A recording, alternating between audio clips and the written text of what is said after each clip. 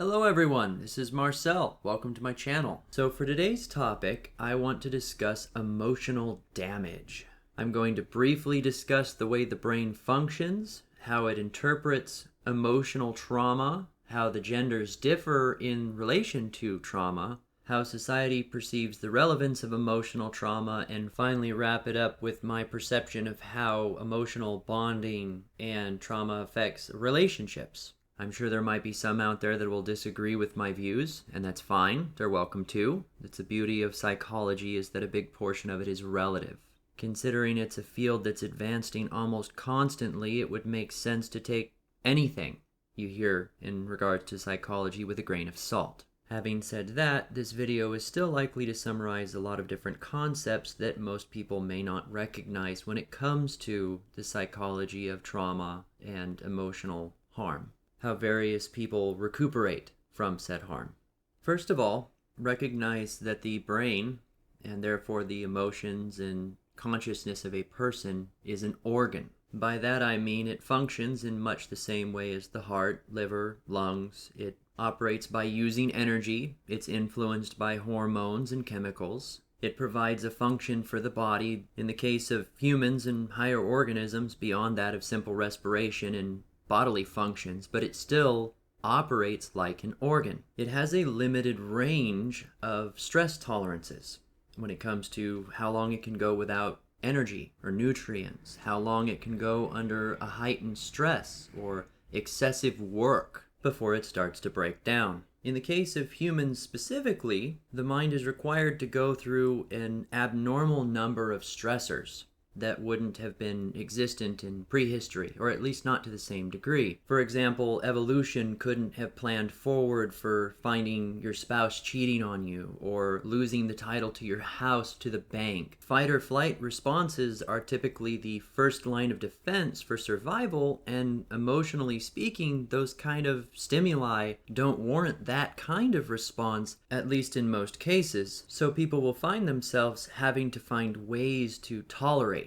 all of that emotional stress and still existing and still functioning, despite it being evolutionarily speaking unusual for what people as just an organism would be adapted for. In a sense, the body may respond in much the same way to losing that deed to the house as if it were being attacked by a predator or losing its offspring, at least on a hormonal or emotional level. Considering for some people those situations are fairly common, the house one that is, and societally speaking are expected to be tolerated better than they often are, it feels fairly accurate to say that those kind of things cause unusual levels of stress. So for a moment, picture the mind in the same way you'd picture like a bicep on your arm flexing. It can be worked out regularly and it will become stronger. If it's allowed to rest, then it can become stronger faster. If it's damaged, it needs time to heal. If it's allowed to heal properly, then it has very little scarring. The strength of anyone's bicep can be based upon things like genetics, gender, how much they've worked it out, how well they've taken care of it, their nutrients, their supplements, what they eat, what their diet is. There's a multitude of factors that just go into that simple muscle. And the brain is far more complex and far more sensitive in the way that it's affected. The reason that I say all of this, and granted I realize that a lot of it's obvious, is that there's a number of people out there that have a disconnect between the concept of consciousness and personality and emotions and then the organ that exists behind them. I made a realization earlier that I hadn't recognized. This is probably where it's going to start getting more interesting. Women are not emotionally stronger than men. There seems to be this perception, and I'm even guilty of it too in some of my older videos, that women are strong when it comes to emotion and men are strong when it comes to physical actions, and it's not true. Women have very little emotional tolerances when compared to men. Think of the number of times that men have to get devastated by the loss of a job or the loss of a girlfriend or losing their kids and paying child support for 10 years. All the emotional turmoil that men go through and they just keep pounding through it. I don't see women going through that and making it out the other side. Granted, of course, that's relative to the individual. I would compare men and women emotionally in the same way that I would compare like a gymnast with a bodybuilder. Trying to say that women are stronger emotionally is trying to say that that gymnast is stronger than the bodybuilder. Well, they're not, but they do have a set of skills that sets them apart from the bodybuilder.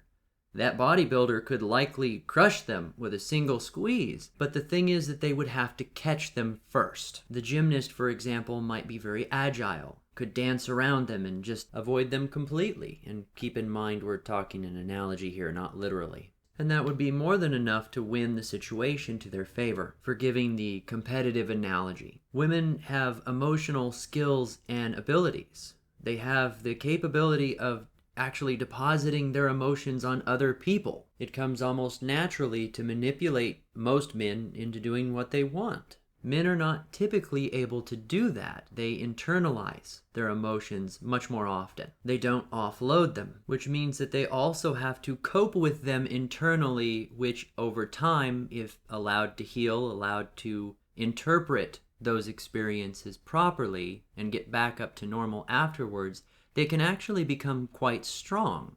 It's the same concept of growing up, being through a lot of shit.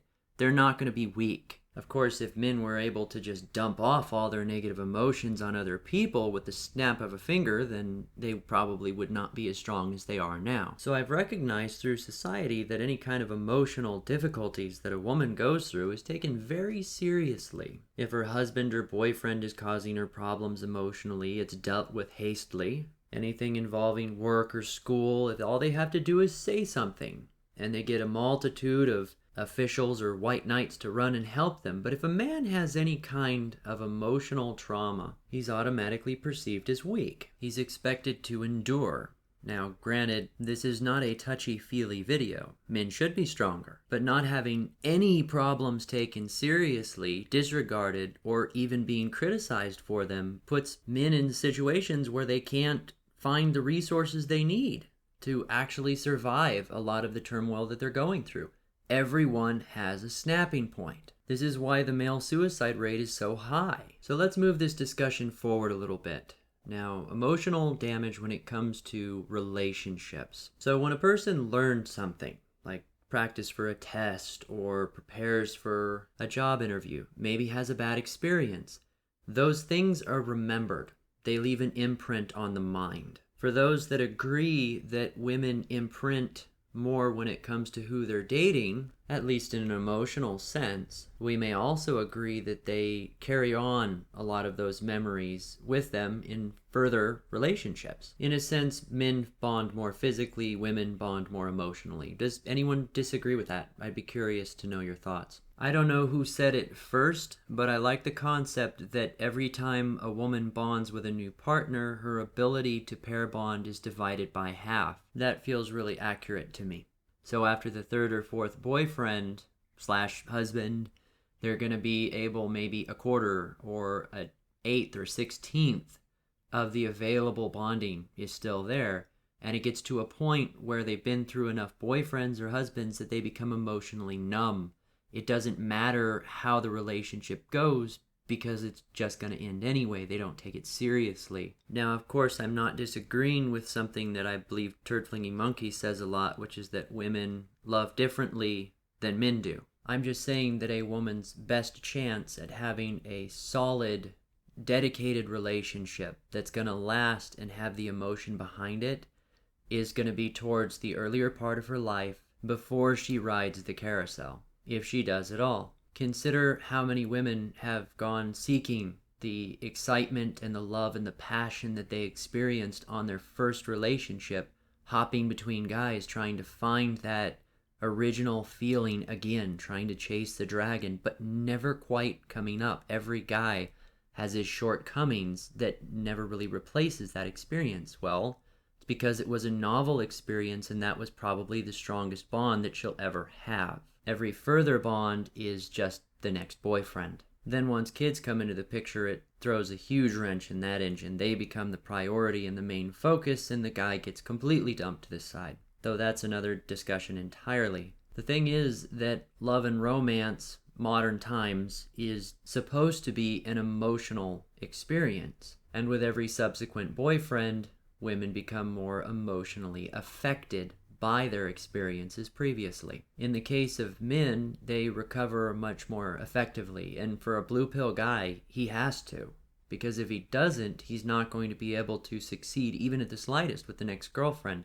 Not that they typically ever do. So why is it that guys so frequently go through the abuse over and over again? It almost feels like trying to save a relationship is like trying to paint the walls in a house that's crumbling. The roof is falling in and they're trying to hang a chandelier. A logical mind would probably just move out. That's just not the way men work. Of course, when it's considered the amount of damage that's done to the guy by her cheating, by her lies, by her leaving him, I mean, could you imagine if it would be taken seriously if a guy were to say, no, she emotionally harmed me because she cheated on me with 7 other guys and lied to me for 14 years? He'd get laughed out of a courtroom. Nobody would care. And that's disgusting. Called weak on one hand and then expected to be kind of an Olympian on the other. Of course, it's whatever fits the woman's narrative, right? As a summary, when it comes to stress, I would say that probably the biggest 2 things that affect men, and some cases women, everywhere, is relationships and money. Probably money being the primary one. Considering heart disease is basically the #1 killer of men, according to statistics about 2 years ago, it would make sense that removal of stress would lengthen a guy's life quite substantially. Can we all agree that women cost a substantial amount of money? Just dating, supporting a family, taking care of them, paying for the fancy stuff that has to attract them in the first place. I wonder how many years of my life were spent earning the money that I've wasted on women. That's not even including the time in the relationship itself, just the time working to buy the stuff. Then the emotional harm that's caused by the relationship itself, the stress when they leave, the effects that come from it. I mean, if I had a nice car outside that I practically had to watch 24/7 to make sure nobody stole it, I had to clean it several times a day so it wouldn't get dirty. Had to pay a fortune for the upkeep, constantly getting new parts on it so it would look nice. Worried somebody else gonna be driving it when I'm gone. You know what I'm talking about. There comes a point when owning that car is no longer worth it because the amount of stress that it causes doesn't justify the experience of owning it. Anyway, that's about all I have to say on this topic. I hope that was interesting. Kind of went on a science rant there, but if you stuck it out this far, you're awesome. Let me know what you thought down below. If you want to hear more content like this, like, share, subscribe. Till next time, this has been Marcel.